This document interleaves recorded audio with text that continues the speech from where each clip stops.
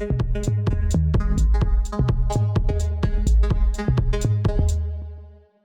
right, guys. So here with Bud, and Bud, you got some cool new stuff rolling out. Why don't you tell us about it, and I'll ask you a few questions about it. Yeah, we a coworker of mine, Rebecca, and I started a podcast called Let's Talk Diaspora.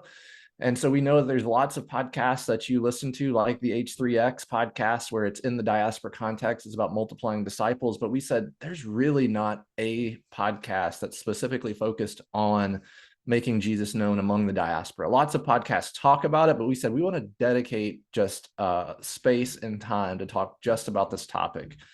So we've actually recorded all of the first season.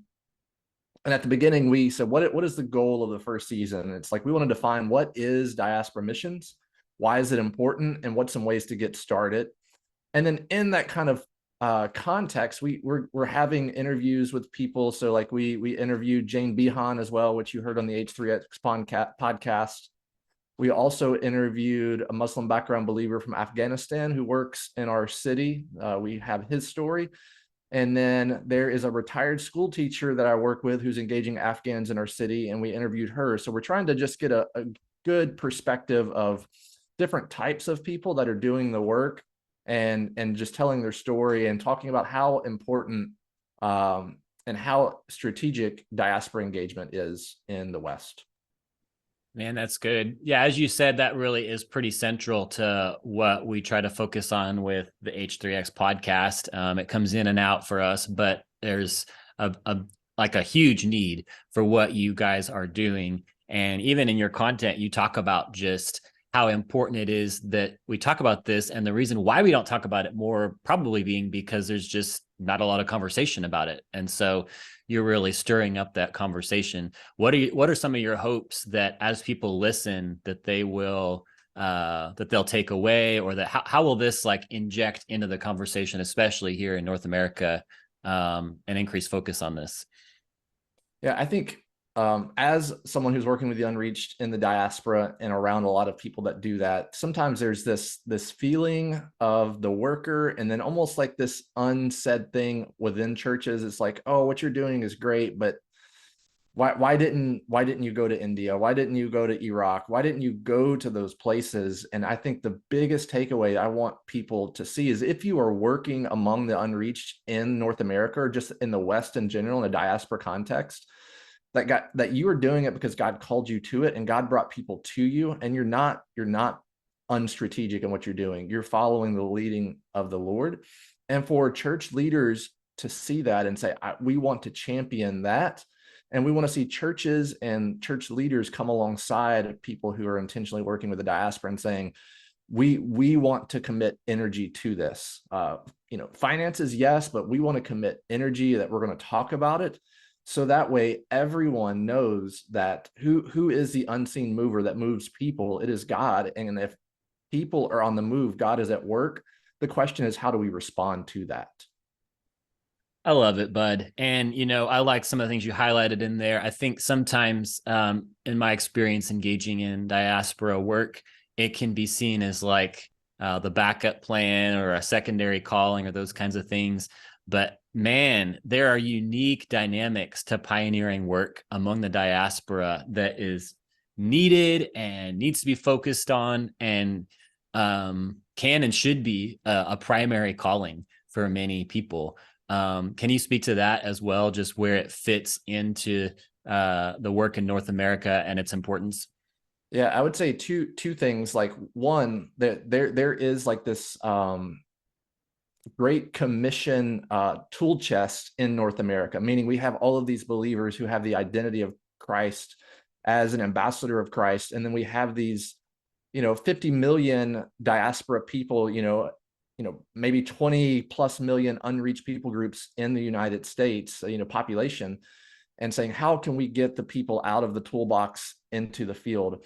And so even just starting with talking about what is the biblical basis of diaspora missions, because knowing that the people that are kind of in church leadership, who are in churches, like they love the Lord, they want to obey the Bible, and just saying it's throughout the entire Bible.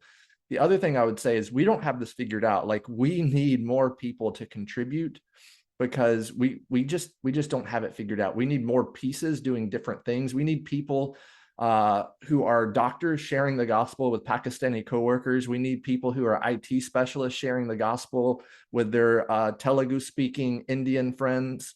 We need people in every role of society to have a vision for this, because that's where the diaspora is. It's in every part of our society. A lot of people think, oh, it's the refugees. Yes, but probably the largest underserved population segment of the diaspora are your upwardly mobile Muslim and Hindu and Sikh people who make 3 times what I make. They're millionaires, and they're so insulated that they can live their entire lives here and never have a meaningful friendship with a Christian or hear the gospel. Do you see this serving both the missionary leaders that are the practitioners, those called to engage and work in the field, as well as the mobilizers? Yeah, I would say this should serve both, and then I'll kind of give you a picture of where it's going. So when I think of the practitioner, my hope is that it would be an encouragement to you, and then you would immediately want to share it with a partner, a church leader, a church, a family member of like, listen, I'm not crazy. This is really a thing. So it'll serve you in that way, but 2, it'll just be an encouragement that you are not alone.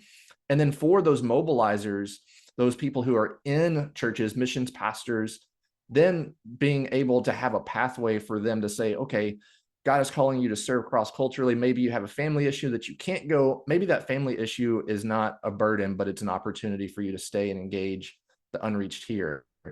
And so I just know so many missionaries who have served faithfully overseas, have to come back for various issues. And it's like that stage of their life is finished. But deep down, when you talk to them, the calling has not left, and just saying there is a pathway for you to continue what God started. So good. Anything else that you feel like people should know about the podcast? Yeah. One thing I said I was going to do that I didn't do was just kind of give you a little roadmap of where we're going. So season 1 is kind of Diaspora Missions 101. Season 2, we're going to be talking about strategy. Like how is this strategic in the completion of the Great Commission? We're going to then move to season 3, like practical equipping and resources. So even just trying to build, like even as more people start listening, we want to get very, very practical. Here's ways that you can just go meet your neighbor and share the gospel with them, have a meaningful spiritual conversation.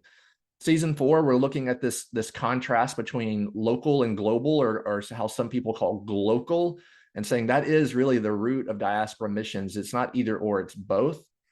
And then ultimately, we want to get to church planting. So we're going to start talking about church planting in the diaspora, and then leadership development of this is a thing that's not really been explored, is developing leaders, cross-cultural leaders in the diaspora, because their identity has morphed living in the West. And so we've seen this happen in South Asia and the Middle East, but cross-cultural leadership development in a kind of third space setting is something that's not really been implemented very well. So we're going to talk about that. Not that we know all the answers, but we want to have a conversation about it. Well, I know our viewers and our listeners are going to check us out and want to learn more about it. So where can they do that, bud? Yeah, so on your podcast platform of choice, if you just search Let's Talk Diaspora, the sponsor for season 1 is upgnorthamerica.com. So if you go to upgnorthamerica.com, there's also a tab to access the podcast as well. And finally, I don't want to give any spoilers for your podcast, but what is the answer to how do you say diaspora or diaspora? There's diaspora, diaspora, but we actually did some research. I'm a researcher, so we researched this really well, and it's Let's Talk Diaspora.